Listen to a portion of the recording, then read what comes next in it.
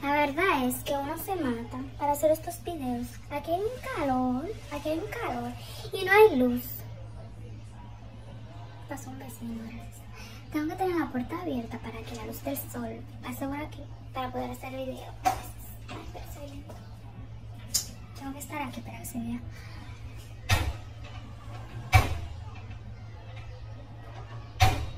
Gracias, vecino.